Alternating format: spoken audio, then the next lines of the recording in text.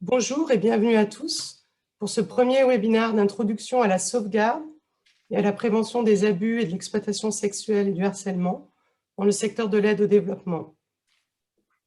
Mon nom est Sandrine Constant, je travaille pour la Fondation Terre des Hommes, qui est une organisation suisse de protection de l'enfance, et je suis responsable du secteur de la protection de l'enfance. Et je dirige également la plateforme en ligne de ce centre de ressources et de support en sauvegarde. À titre d'information, ce webinaire en français est le premier d'une série qui va s'étendre jusqu'à la fin de l'année.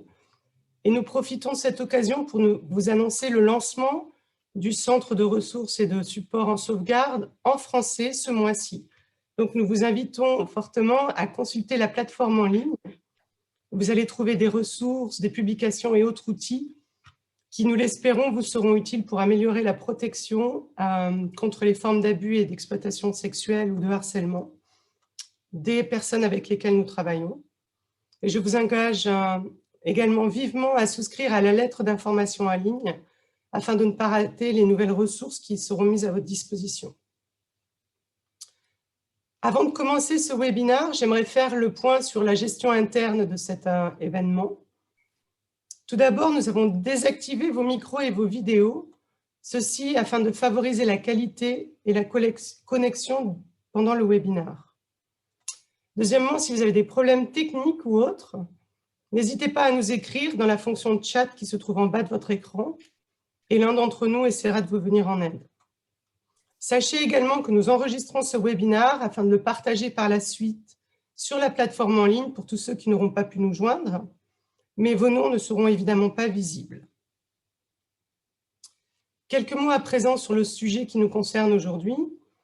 Les événements qui sont survenus dans notre secteur, et plus récemment en République démocratique du Congo, nous ont montré qu'une protection robuste, en particulier contre l'exploitation et les abus sexuels, est essentielle pour que nous puissions nous assurer de ne pas nuire aux personnes que nous cherchons à accompagner.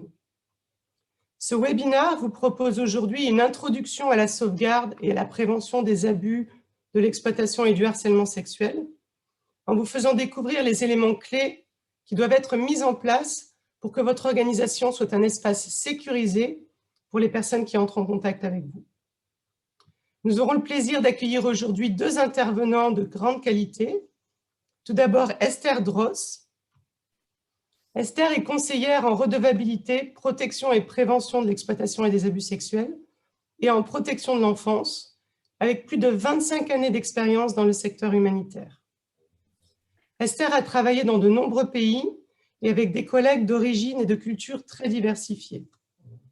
Elle a eu une connaissance approfondie des systèmes de certification et de redevabilité en contexte humanitaire, et elle a été étroitement impliquée dans le projet Building Safer Organizations depuis 2005, traitant de l'exploitation et des abus sexuels sur les bénéficiaires.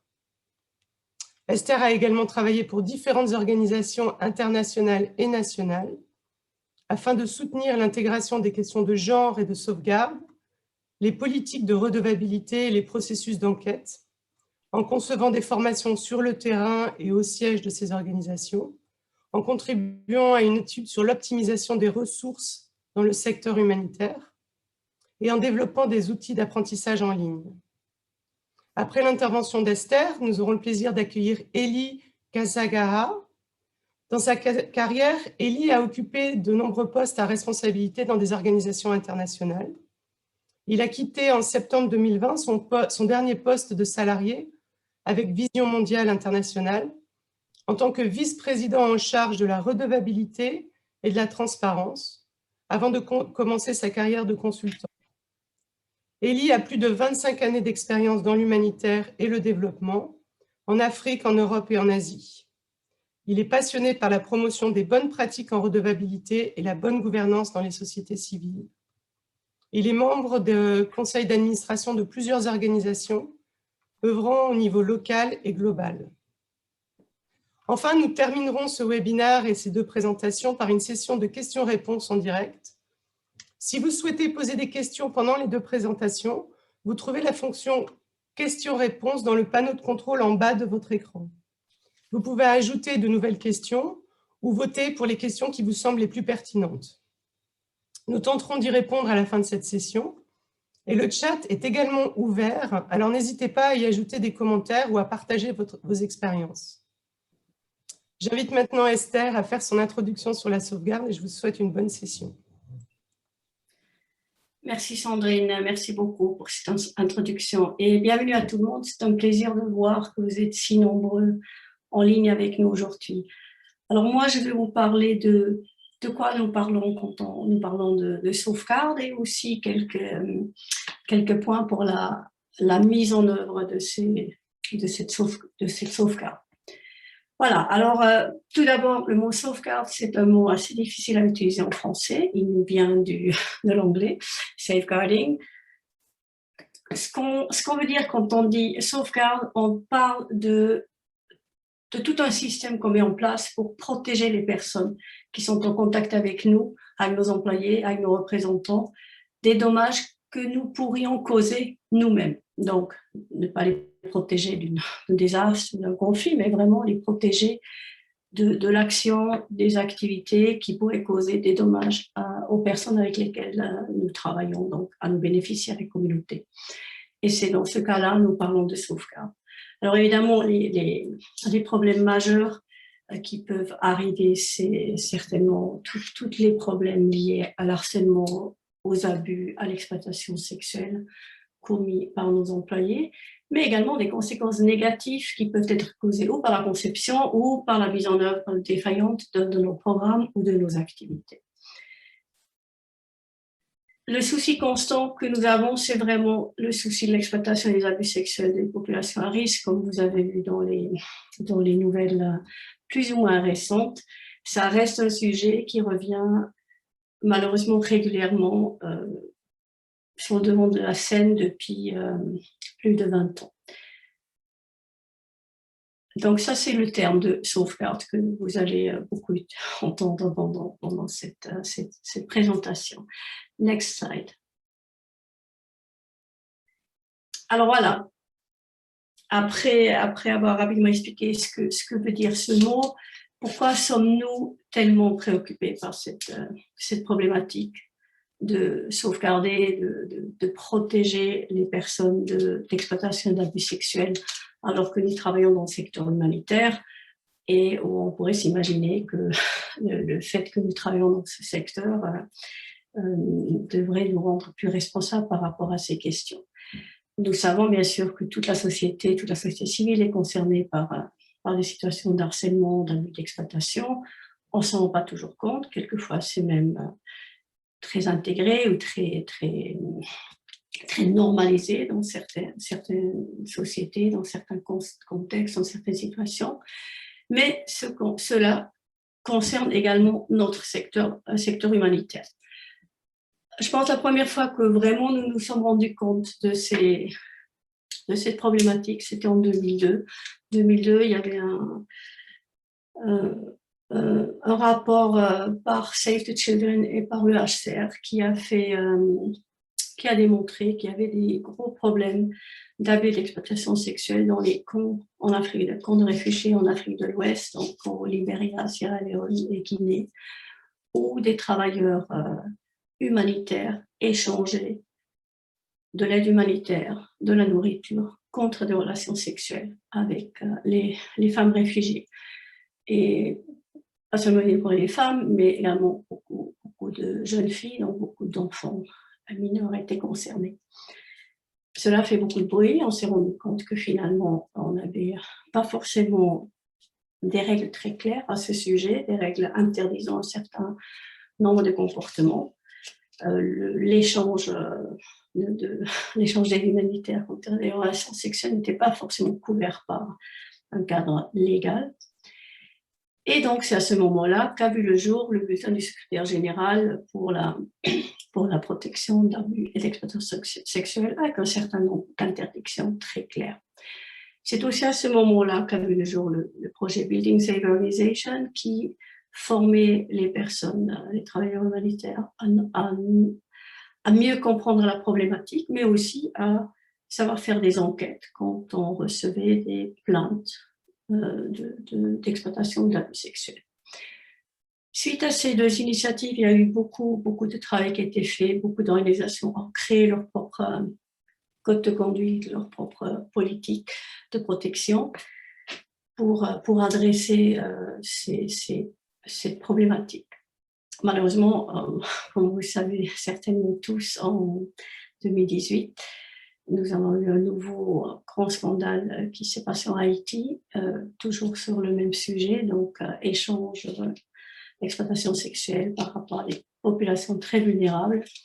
Et il y a ça donne un peu une nouvelle énergie à ces initiatives de sauvegarde. Donc, il y a eu un certain nombre de nouvelles initiatives qui ont vu le jour, entre autres ce centre de ressources et de support qui a organisé ce webinaire, mais qui organise aussi beaucoup d'autres formations et qui a beaucoup de matériel disponible en français par rapport à la sauvegarde.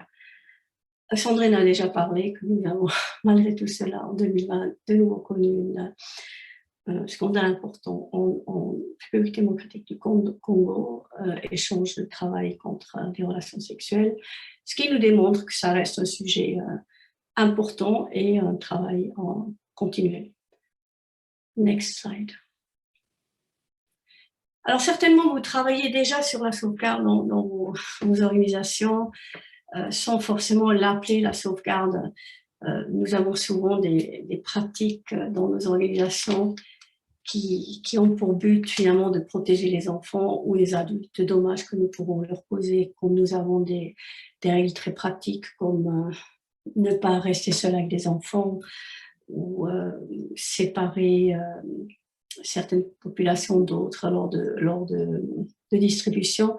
Ce sont toutes des pratiques qui visent finalement à protéger les personnes les plus à risque d'une éventuelle exploitation ou abus sexuel.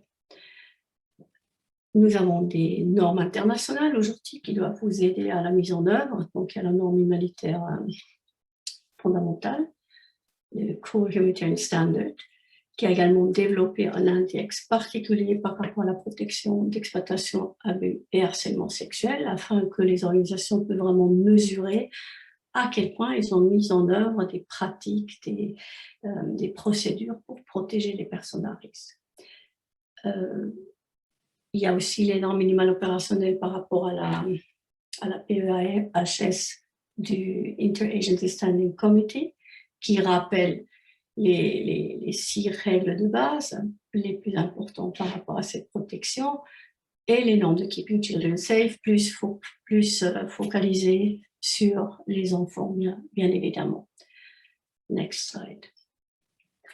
Alors, comment pouvons-nous évaluer et mettre en œuvre cette fameuse sauvegarde?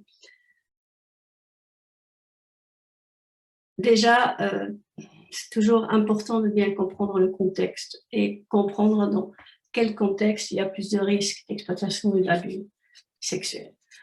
Je l'ai déjà mentionné tout à l'heure, il y a des contextes, des sociétés, des situations où la violence sexuelle est plus normalisée et donc, dans ces situations-là, on peut encore avoir plus le risque d'incidents d'abus et d'exploitation sexuelle. Également dans des situations évidemment extrêmement à risque, où il y a beaucoup de vulnérabilité, où il y a des personnes qui ont des besoins qui ne sont pas forcément satisfaits par rapport à leur survie, il y a un risque plus grand qu'il puisse avoir des situations d'exploitation ou d'abus sexuels.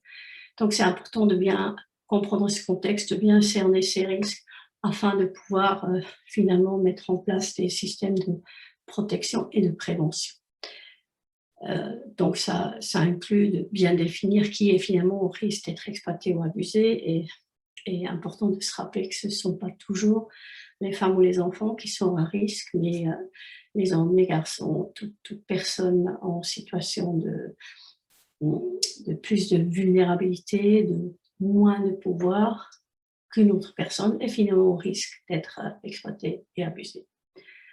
C'est important également quand nous parlons de sauvegarde, bien sûr, nous parlons de nos propres politiques que nous avons mises en place pour sauvegarder, pour protéger les personnes, mais nous travaillons bien évidemment pas dans un espace vide, nous travaillons dans un espace où il y a des lois également, donc c'est important de bien connaître quelles sont les législations applicables en relation avec cette sauvegarde, quelles sont les interdictions qui sont déjà dans la loi, quel est l'âge du consentement sexuel, par exemple, dans un certain contexte, afin de prendre en compte par rapport à nos propres politiques et d'analyser est-ce que ces législations nous sont utiles ou peut-être pas. Et quand elles ne sont pas utiles, quand elles ne contribuent pas à la sauvegarde, c'est important de bien analyser pourquoi et comment allons-nous faire en tant qu'organisation pour travailler dans un contexte où la législation est peut-être quelque peu contraire à nos propres politiques que nous avons par rapport à la protection, à l'exploitation sexuelle. Next slide. Alors, quand nous parlons de bien comprendre les risques, important pour une organisation de bien comprendre quelles sont les situations d'exploitation à vue dans ce même contexte qui pourraient être répliquées dans notre propre organisation. À nouveau, nous travaillons dans un pays, nous venons d'un pays, nous faisons partie de la situation, donc nos employés font partie de l'environnement. Donc, dans un environnement peut-être où il y a plus de risques de violence sexuelle, c'est important de le prendre en compte dans nos mesures de protection. Nous travaillons également quelquefois avec des personnes plus ou moins à risque, donc évidemment, nous pensons souvent aux enfants en nous disant ça, mais il y a aussi les personnes handicapées, les personnes déplacées, les personnes réfugiées, toute personne finalement qui n'est pas forcément dans son contexte régulé ou dans un contexte protégé ou dans une situation de pouvoir qui lui donne le choix de prendre des décisions. Donc toutes ces personnes sont bien évidemment plus à risque, plus particulièrement à risque d'être exploitées ou abusées sexuellement. Il est important, donc, quand nous parlons d'exploitation d'abus sexuels, de penser surtout à la prévention. Prévention, donc, qu'est-ce que nous avons comme système de prévention en place pour prévenir les incidents? Par exemple, nos propres politiques qui donnent des règles très claires, qu'est-ce qu'on a le droit de faire, qu'est-ce qu'on n'a pas le droit de faire, mais également nos procédures de gestion des plaintes. Est-ce que nous avons une procédure pour que les personnes peuvent venir nous dire quand il y a eu un problème? Est-ce que nous avons des procédures en place pour pouvoir ensuite faire des enquêtes robustes, sérieuses, afin de pouvoir prendre des mesures de suivi, des mesures disciplinaires, s'il y a eu des problèmes qui se sont passés? Et si nous n'avons pas ces procédures politiques pratiques en place, qu'est-ce que nous pouvons faire pour les avoir ou les améliorer? Next. Voilà, je vais vous laisser là et je vais donner la parole à mon collègue. Merci. Merci Esther pour cette présentation très intéressante. Je vais donner maintenant la parole à Élie qui va nous expliquer pourquoi nous avons besoin de la sauvegarde. Merci beaucoup, Sandrine et Esther. Esther vous a présenté le concept de sauvegarde, l'évaluation de la sauvegarde dans les organisations. Moi, je vais vous présenter un peu de quoi on a besoin de sauvegarde. Next. Bon, on a besoin, bien sûr, d'une culture et du soutien de la direction ou du leadership dans l'organisation. Dans toute organisation, il faut d'abord que la direction donne le pas. Quand la direction donne le pas, les autres suivent. C'est pour cela qu'on parle de leadership. Donc, la direction doit soutenir et comprendre d'abord l'importance de la sauvegarde dans l'organisation et soutenir, promouvoir les pratiques de l'organisation dans l'entreprise. Tant que la direction est là-dedans et qu'elle donne le bon pas, les autres vont suivre dans ce pas. Donc, c'est très important que le soutien de la direction soit là et qu'il donne le bon pas. Bien sûr, la direction va définir la culture. Et dans cette culture, quand on a une culture d'ouverture et de transparence, on a des chances qu'on puisse avoir un bon système de sauvegarde en place dans l'organisation. Une culture d'ouverture, où on est prêt à partager les complaintes, ou à partager les problèmes, où on est ouvert à recevoir des plaintes, Et bien sûr, on est également prêt à partager ces plaintes avec ceux qui ont besoin de savoir, en particulier les donateurs, bien sûr, et des gens avec lesquels on travaille. Dans l'organisation, on a également besoin d'avoir une diversité de genre. L'égalité des genres et la diversité dans l'organisation est importante. Et pourquoi est-ce que c'est important? Parce que quand on a une culture d'égalité des genres et de diversité, quand je parle de diversité, ce n'est pas que le genre, c'est aussi d'embrasser les différentes composantes dans la communauté, et que ce soit des composantes ethniques, les différents groupements qui séparent les gens, on les embrasse, mais on ne les encourage pas, c'est-à-dire une fois qu'on a donc cette égalité des genres, qu'on est ouvert à la diversité, on a des chances que les gens vont parler, que les gens vont communiquer, que les gens vont se sentir impliqués, que les gens vont se sentir faire partie de cette organisation. Et quand il y aura des problèmes qui viennent dans les différents groupes, qui viennent dans la communauté, il y aura des chances de capter ces problèmes. Merci. On a également besoin de bonnes politiques dans l'organisation. Quand je parle de la politique, c'est un annoncé formel des principes et des règles que doivent respecter les membres de cette organisation. Une politique, tant que la politique est définie dans l'organisation et que tout le monde est tenu à suivre la politique ou à appliquer les principes qui ont été définis dans cette politique, on a des chances que l'organisation va tenir en considération, bien sûr, ce qui est défini dans la politique. Et ici, on est en train de parler de politiques qui soutiennent et qui font la promotion des mesures de sauvegarde. Et chaque politique a, bien sûr, un aspect important de la mission et des opérations de l'organisation. Mais il ne suffit pas d'avoir la politique. Une bonne politique peut être en place, mais ça ne veut pas dire qu'elle garantira la réussite de la sauvegarde. On va voir également l'étape suivante. Merci. On a également besoin d'avoir les procédures et les pratiques. Les procédures et les pratiques sont en place pour mettre en place ou pour exécuter les politiques. La politique, c'est le quoi, la procédure, c'est le comment on va le faire, on va exécuter la politique. Et c'est ainsi que, pour la bonne marche de la sauvegarde dans les organisations, il faut de bonnes politiques de recrutement, des politiques de recrutement solides. Ces politiques de recrutement doivent être définies et doivent prévoir l'embrassage de différentes communautés. Et ces politiques sont claires et respectées en ce qui concerne le recrutement. Excusez-moi. On sait qu'on va recruter des gens compétents. On ne va pas recruter des gens parce que ce sont des amis, les membres de la famille ou le chouchou de quelqu'un. Et les politiques de recrutement on a également, en plus des politiques de recrutement, on a la politique d'orientation et de formation du personnel. Le personnel qui vient dans l'organisation, il est formé sur les pratiques de sauvegarde.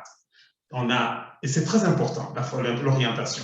Quand tu arrives dans l'organisation, on te présente ce à quoi on s'attend de toi au niveau des performances, mais aussi on te présente comment te comporter avec les communautés, comment te comporter avec les autres pour la sauvegarde, pour les pratiques de la sauvegarde. Je viens de parler d'une bonne conduite envers les communautés avec lesquelles on travaille.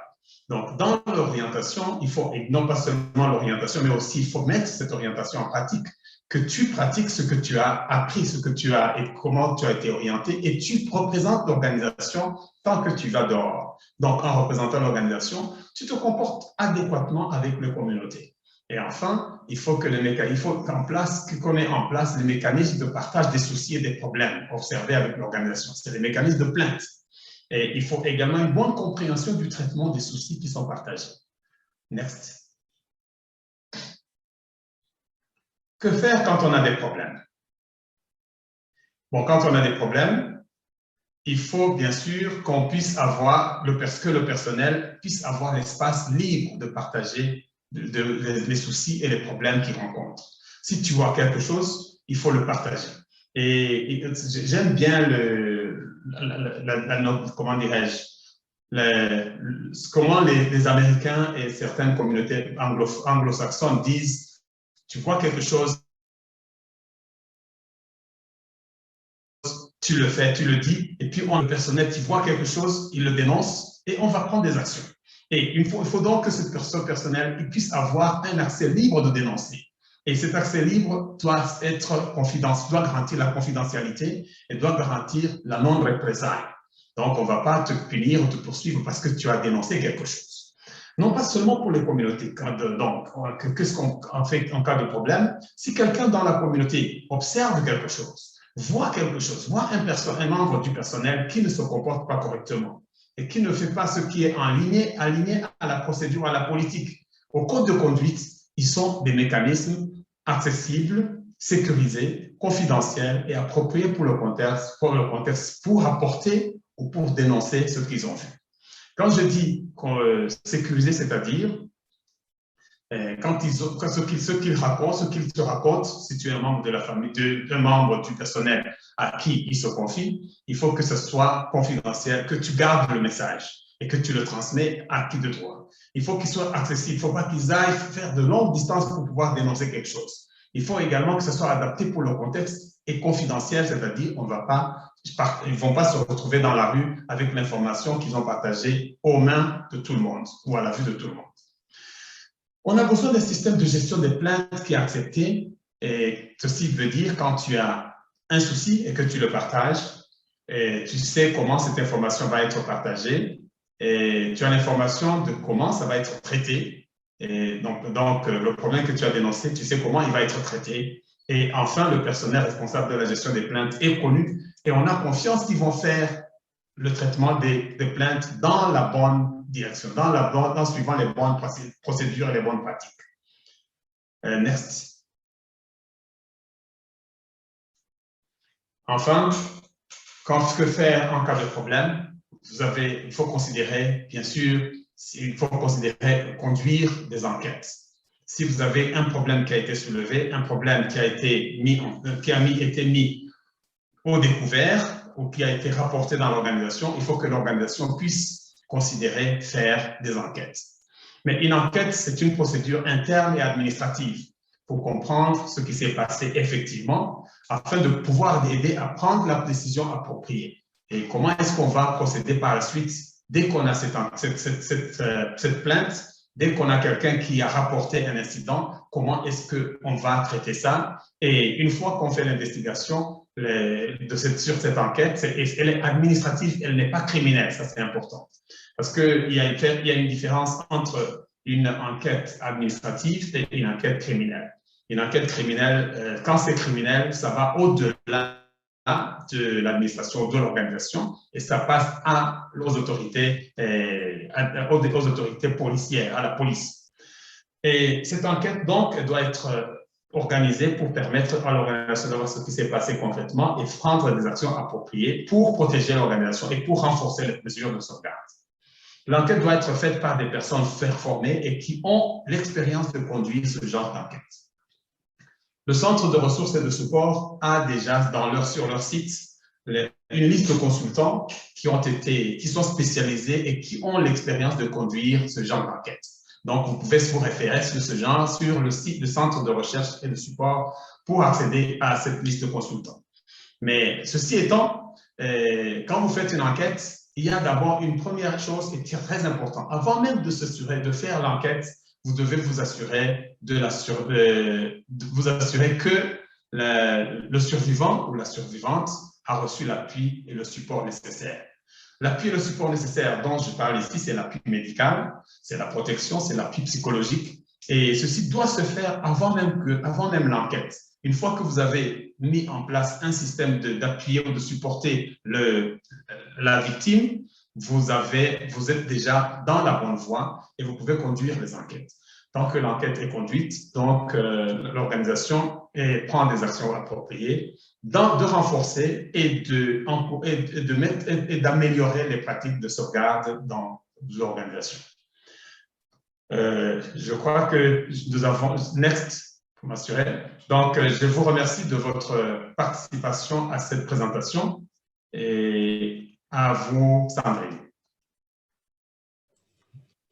Merci beaucoup pour cette présentation très intéressante qui met en lumière l'importance non seulement d'avoir des politiques, des procédures et des pratiques de sauvegarde, mais aussi une culture organisationnelle qui est forte et qui adresse la prévention et les problèmes d'exploitation et d'abus sexuels organisés par les organisations d'aide au développement. Nous arrivons aujourd'hui donc au bout de ces deux présentations. Merci encore à tous les deux pour ces interventions très enrichissantes.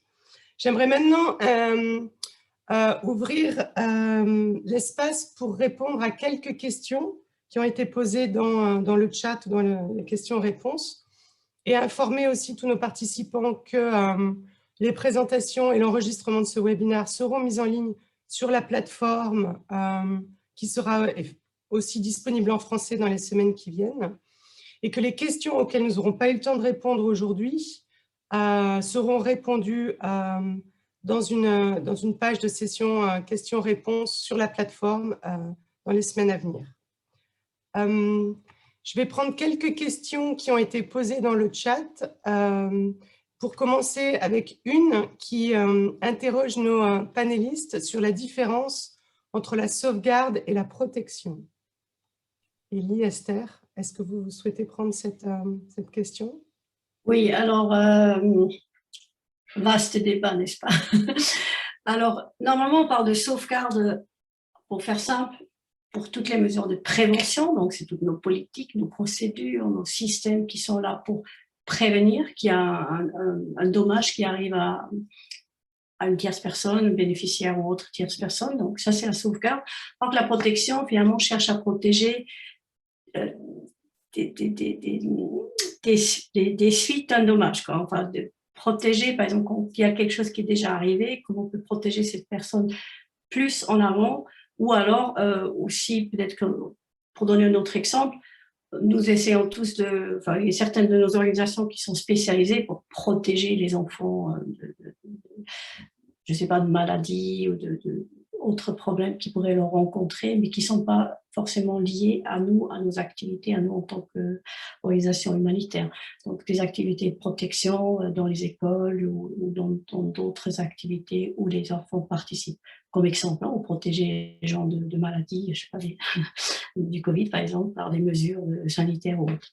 Alors que la sauvegarde, c'est vraiment le système qu'on met en place pour protéger les personnes de dommages qu'on pourrait nous provoquer par nos activités directement.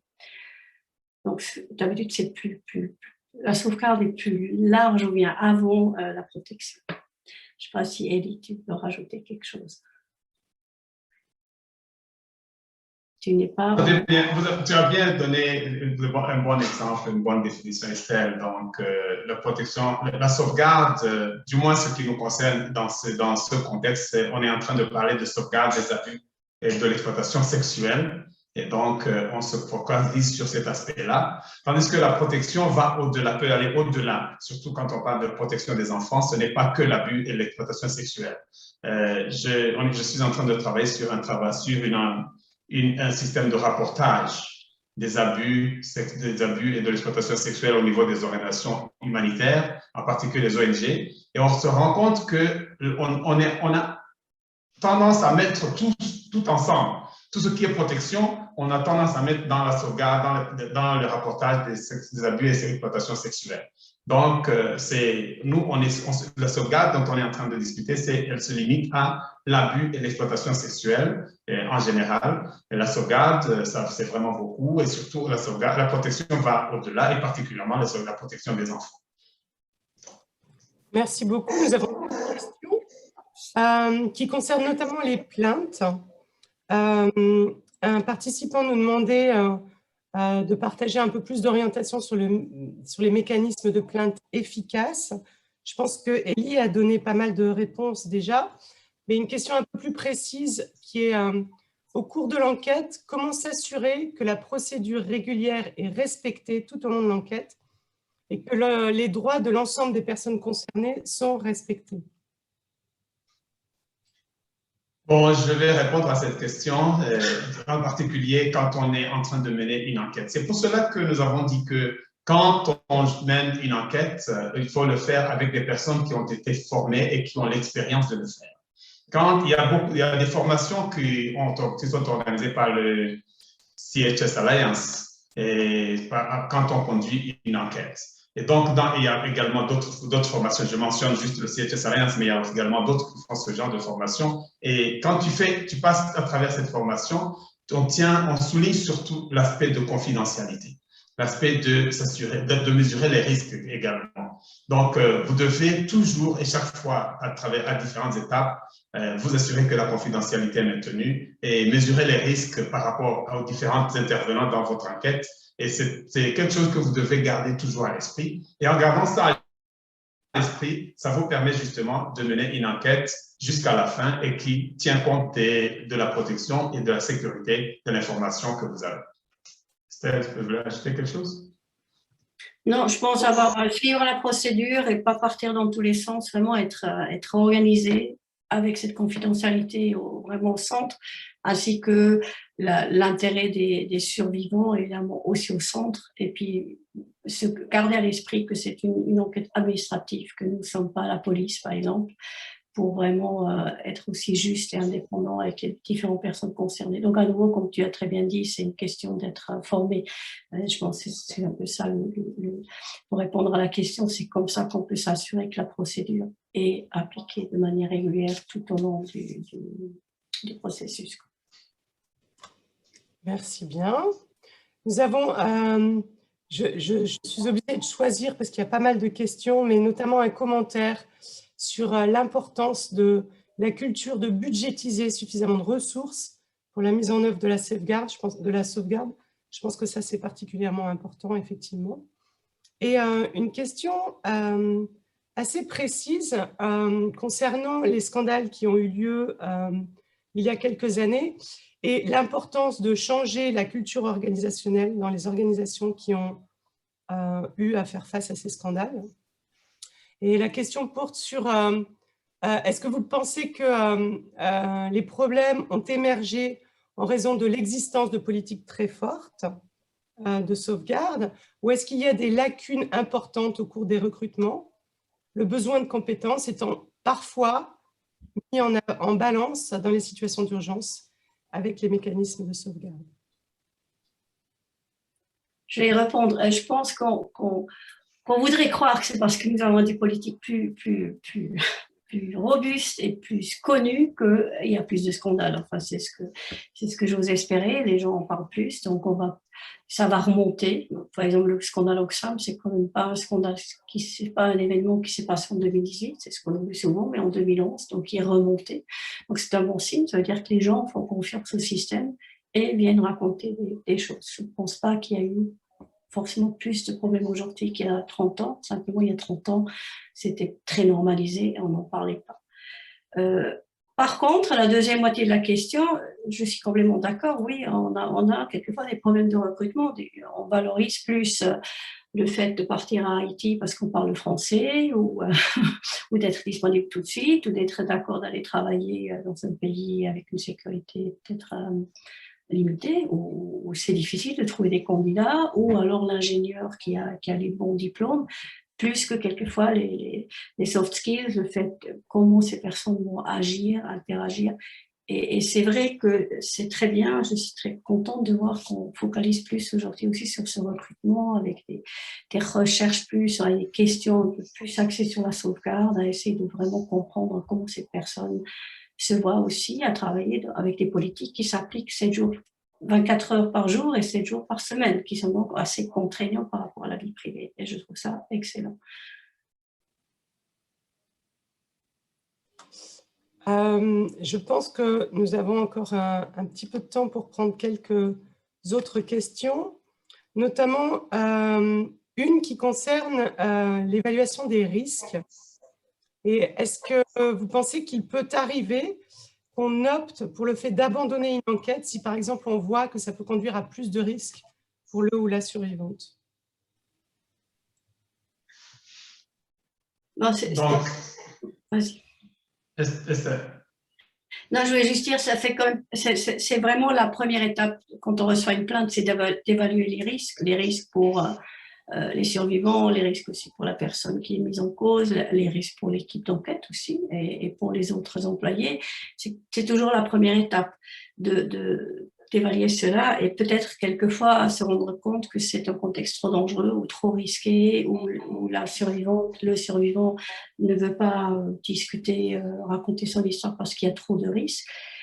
Ce qui ne veut pas dire qu'on laisse tomber après, j'espère qu'on ne laisse pas tomber après la plainte ou le rapportage de l'incident, mais on va peut-être faire autre chose qu'une enquête. On va trouver faire d'autres recherches pour pouvoir avancer et quand même réussir à établir peut-être certains faits ou certaines circonstances et après surtout pouvoir prendre des mesures à nouveau de protection pour les personnes impliquées.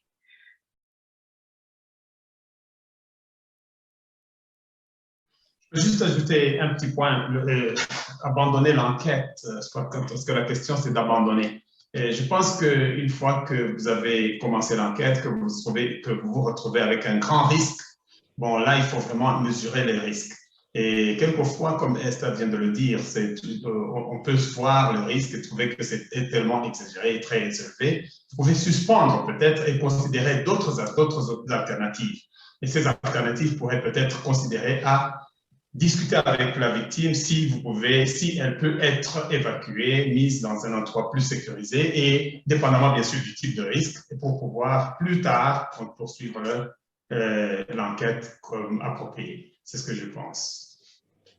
Merci bien. J'ai encore quelques petites questions. Les questions fusent. Je doute qu'on ait le temps de répondre à toutes, mais comme je disais, on aura une session de questions-réponses écrites qui sera postée sur la plateforme en ligne. Il y a une question concernant la culture de la plainte et le fait que le milieu rural n'est pas très favorable ou propice au dépôt de plainte. Bon, le milieu rural n'est pas favorable au propice de plainte. C'est pour cela qu'on a dit il faut toujours tenir compte du contexte.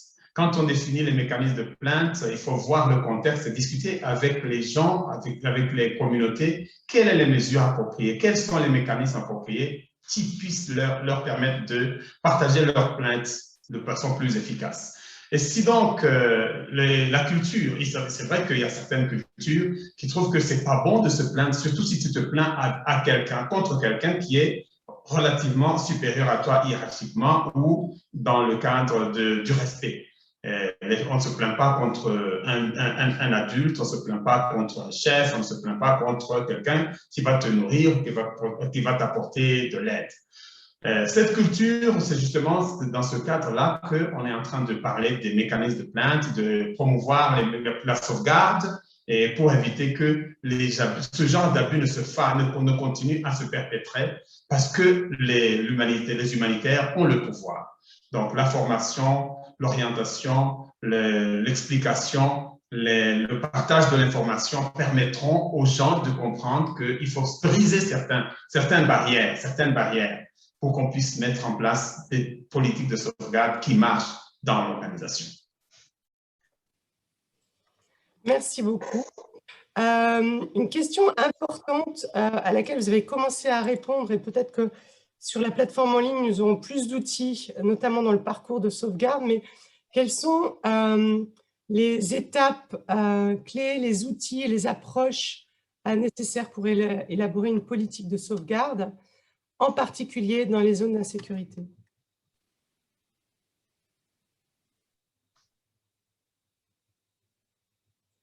Alors, Ellie, c'est un peu difficile d'y répondre comme ça en 2 minutes, mais c'est clair que déjà, il faut élaborer la politique de sauvegarde, ce qui peut être assez, ce qui peut prendre pas mal de temps, parce qu'à nouveau, ce sont des politiques qui doivent s'élaborer aussi avec des consultations pour qu'il y ait une bonne compréhension à la fin, qui va prendre en compte des réalités. J'ai vu tout à l'heure que tu parles par rapport à la sécurité, donc c'est clair qu'on va essayer de prendre compte aussi de la situation à l'endroit où on élabore cette politique. On va tenir compte de la législation, de la situation légale également, pas non plus être complètement contraire avec nos politiques. Et on va devoir, dans beaucoup de cas, faire beaucoup de sensibilisation en même temps. Donc ça peut déjà prendre pas mal de temps. Ensuite, quand on a cette politique, j'aurais presque parallèlement, on doit aussi avoir un système de plainte, parce que si on a une politique, on n'a pas de système de plainte, ça va pas marcher. Donc, c'est presque un processus parallèle, quelque part. À nouveau, le mécanisme de plainte doit être élaboré par la consultation et consultation avec les personnes qui vont l'utiliser. Donc, les communautés, les bénéficiaires, les employés, pas mal de gens qui devraient être consultés. Donc, à nouveau, ça peut être, ça c'est pas en 2-3 semaines, c'est quand même des processus qui prennent plusieurs mois. Et parallèlement, il faudrait aussi avoir une capacité de faire des enquêtes. Parce que si on a la politique et on a le système de plainte, normalement, malheureusement, on va recevoir pour le moment des plaintes et donc on va être apte à pouvoir les gérer. Donc, c'est presque 3 piliers qu'on doit gérer de manière parallèle. Et toujours, pour moi, c'est toujours ces 4 mots-clés, la confidentialité, la sécurité, l'accessibilité et la transparence. Donc, pour que tout le monde connaisse ces politiques, comprenne ces politiques, sache comment elles marchent, mais aussi qu'elles sont extrêmement confidentielles et qu'elles garantissent la sécurité des personnes concernées. Pour ajouter, bon, bien sûr, comme Estelle vient de le dire, la politique, il faut que la politique doit être accompagnée par les procédures de sa mise en exécution. La définition d'une politique, l'organisation, d'abord, c'est un énoncé de la direction que l'organisation veut prendre. Et il faut également se référer aux différentes politiques qui existent dans l'organisation, s'assurer qu'il n'y a pas d'autres politiques qui couvrent, mais s'il y a pas de contradiction avec d'autres politiques. Et ceci étant, il faut impliquer les gens qui vont être affectés par cette politique également quand vous la développez. Et enfin, il faut que cette politique puisse être pratique, non pas seulement une pratique qui va rester dans la théorie et on va dire, nous avons une politique. Vous avez une politique, mais est-ce qu'elle est mise en application? Merci. Merci. J'ai une question peut-être. Quel est le rapport entre la sauvegarde et la redevabilité? Il n'y a pas de redevabilité sans sauvegarde, n'est-ce pas? Quand on regarde la redevabilité comme un cercle qui a plusieurs piliers ou plusieurs sujets importants, la participation, l'information, la qualité du staff, etc. Pas tous les passer, mais un des piliers importants, c'est sûrement le système de plainte et donc la protection, la sauvegarde des populations à risque. Donc, quelque part, ça forme un tout et la sauvegarde est certainement une composante essentielle à la redevabilité et plus particulièrement le système de plainte est vraiment ce qui permet de relier tous les différents sujets, toutes les différentes thématiques de la redevabilité ensemble, en faire un tout, parce que c'est par les systèmes de plainte que nous pouvons justement voir s'il y a des problèmes d'information, de participation, au pire d'abus, d'exploitation sexuelle. Bien, je regarde rapidement si il y a d'autres questions. Quels sont les acteurs qu'il faut obligatoirement associer à l'élaboration de ces politiques? Je pense que vous avez déjà pas mal répondu, les communautés. Oui, les communautés, les bénéficiaires, mais aussi le staff, parce que le staff, finalement, les employés, les volontaires, toutes les personnes qui représentent l'organisation, qui ont forcément en plus un rôle important dans la sauvegarde, parce que tout le monde est quelque part champion de la sauvegarde, donc c'est important que toutes ces personnes soient vraiment associées aussi à l'élaboration des politiques. Et par là, on comprend déjà mieux la politique, parce qu'on y a participé, donc il y a plus de ownership, je ne sais pas comment dire en français, d'appropriation des politiques et des systèmes. Absolument, merci. Une dernière question assez spécifique. Est-ce qu'un personnel expatrié peut avoir des relations sexuelles avec un salarié national du pays d'hôte, en sachant que ces relations ne sont pas marquées par l'exploitation ou l'abus? Bon. Je dirais que ça dépendra des politiques de l'organisation. Il y a des organisations qui sont très claires qu'il ne peut pas pas avoir de relations sexuelles entre deux employés, peu importe si c'est un expatrié, un employé national, mais à partir du moment où ils sont dans une relation de hiérarchique, par exemple, que c'est pas possible, d'autres disent que c'est jamais possible. Donc, il y a un peu différentes variantes. Hein. Le bulletin du secrétaire général nous dit, parle pas de national, mais parle de bénéficiaire, en disant que c'est fortement découragé parce que c'est toujours une différence de pouvoir. Et quelques organisations disent que c'est exclu. Donc, c'est vrai que ce n'est pas toujours la même chose. Donc, il faut bien regarder, il faut réfléchir à nos propres politiques aussi pour peut-être, je ne sais pas, les changer ou pas, mais voilà. Je voudrais juste ajouter que, bon, c'est vrai qu'il faut d'abord la relation de pouvoir ou d'autorité, de pouvoir, power.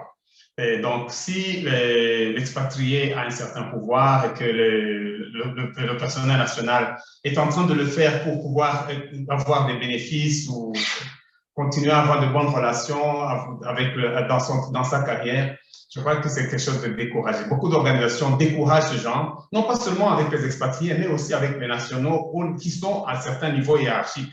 Donc, il faut que ces relations, s'il y a des relations sexuelles, doivent être consensuelles, mais pas vraiment utilisées, pas sur base d'abus de pouvoir. C'est ce que je peux dire. Absolument, il y a un commentaire qui abonde dans votre sens en disant que la frontière entre la relation d'exploitation et la relation saine est parfois assez mince et qu'elle peut être difficile à envisager.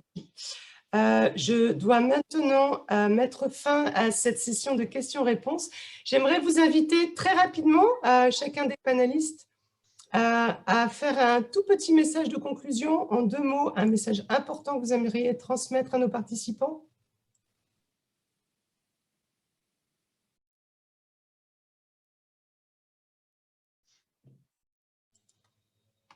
Élie ou Esther? Moi, je voudrais dire que c'est comme un voyage. On ne sait pas forcément toujours où on arrivera, dans quel pays, dans quel environnement, mais c'est quelquefois le voyage qui est important parce qu'on fait plein de découvertes. Et la sauvegarde, c'est un peu ça. On a beaucoup, je vois, il y a beaucoup de questions, il y a beaucoup de commentaires. On n'a pas toujours toutes les réponses. Il y a souvent, c'est pas blanc ou noir, c'est gris. Donc, c'est beaucoup de discussions, beaucoup d'apprentissage. Et on fait tous ensemble cet apprentissage. Merci. Bon, mon message, c'est qu'il y a quelqu'un qui disait, j'ai vu une question, un commentaire qui disait ces abus sexuels qui vont continuer, est-ce que ça va continuer indéfiniment? Et puis quelqu'un qui dit, quand le mal est fait, qu'est-ce qu'on fait des survivants? Moi, je dirais simplement que c'est un travail d'équipe, un travail un long chemin à faire. Et il ne faut pas se décourager et il faut toujours avoir cette approche du survivant. Quand le mal est fait, il a été fait. Et l'approche du survivant, il faut toujours penser, c'est ce que j'ai dit déjà, avant même l'enquête, à donner l'appui nécessaire aux survivants quand le mal est fait. Mais le plus important, c'est de ne pas gérer le mal, mais c'est de prévoir, éviter que cela n'arrive. Mettre en place des mesures et des politiques, des formations qui vont permettre à ce que l'organisation soit saine, et prévoit ou protège les vulnérables, le personnel de ces abus et harcèlement sexuel. Des messages très forts, merci beaucoup. Nous avons encore beaucoup de questions, mais malheureusement, il va falloir mettre un terme à cette session. Juste pour répondre à quelques préoccupations de nos participants, nous allons, comme je le disais au début, mettre en ligne la plateforme en français dans les semaines qui viennent. Vous pourrez y trouver l'enregistrement de cette session, les présentations, mais aussi beaucoup de ressources importantes organisées autour de ce voyage de la sauvegarde et de la protection contre les abus et l'exploitation sexuelle, ainsi que des modules de formation en ligne qui seront disponibles en français. Et nous espérons pouvoir faire des webinars tels que celui-ci tous les trimestres à venir. Je vous remercie beaucoup. Maintenant, avant de terminer cette session, je voudrais vous inviter, tous les participants, à un petit sondage qui nous permet d'adapter nos services à vos besoins. Donc, je vous serais extrêmement reconnaissante de nous accorder quelques minutes pour pouvoir y répondre et nous aider à mieux comprendre ce dont vous avez besoin et comment nous pourrions répondre à ces besoins. Et comme je le disais, pour plus d'informations, je vous invite à tous à consulter la page du parcours de sauvegarde du Centre de ressources et de sauvegarde. Vous allez trouver différentes publications et outils qui vous accompagneront dans ce processus d'élaboration ou de renforcement de votre approche de sauvegarde et de protection contre les abus et l'exploitation sexuelle. Nous allons mettre un lien dans le chat à cette plateforme en ligne. Je vous remercie à tous pour votre attention. Je vous encourage à revenir voir cette plateforme en ligne, dont vous avez le lien en dessous. Et nous espérons vous retrouver très bientôt pour d'autres webinaires et sessions d'échange. Merci. Au revoir. Merci à vous.